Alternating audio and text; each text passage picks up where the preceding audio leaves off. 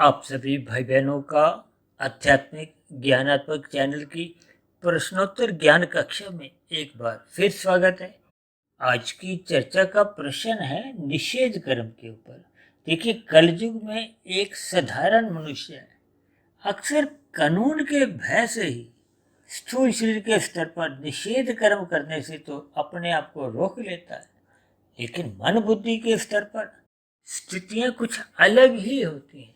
अब उदाहरण के लिए लाल बत्ती पे यदि हम चलान के भय से ही लाल बत्ती पे केवल अपने आप को रोकते हैं, और जैसे ही कोई चालान कटने का भय नहीं हो और हम लाल बत्ती पार कर जाते हैं, तो फिर ऐसी स्थिति का अभिप्राय क्या है कि मन बुद्धि में कोई आपके ऐसा स्वभाव नहीं बना, कारण शरीर में आपके शुभ संस्कार कोई बने नहीं है।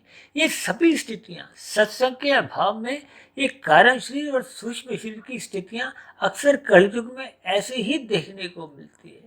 फलस्वरूप आपके हमारे जीवन में जब जब कानून का भय कमजोर होने लगता है, या ऐसी स्थितियों में जब आपको चालान का या दंड का भय समाप्त हो, तो फिर मनुष्य पाप करने से रुकता नहीं है, पाप कर्म करने से हिचकता नहीं है। ये सभी स्थितियां आपके हमारा कर्माशय बिगाड़ती है। देखिए, यहाँ के चालान से यदि मनुष्य बच भी जाता है, परमात्मा के यहाँ प्रकृति की न्याय व्यवस्था में, प्रकृति के कर्मफल सिद्धांत से आज तक कोई भी मनुष्य बच नहीं पाया। इसलिए हम सभी भाई बहनों को अपने स्थूल शरीर के स्तर पर सदा ही ईमानदारी से अपने कर्तव्य कर्मों का पालन करना चाहिए, ताकि मन बुद्धि के स्तर पर आपका हमारा एक अच्छा स्वभाव बने।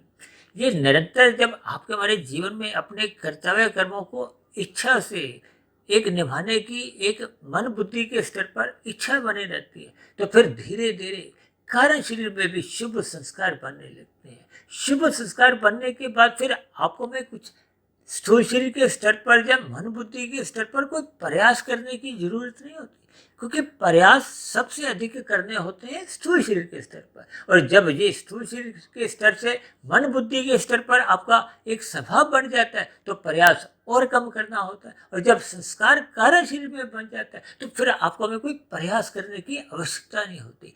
इन सभी स्थितियों पर आप चिंतन करें और सदा ही निषेध करने से बचें।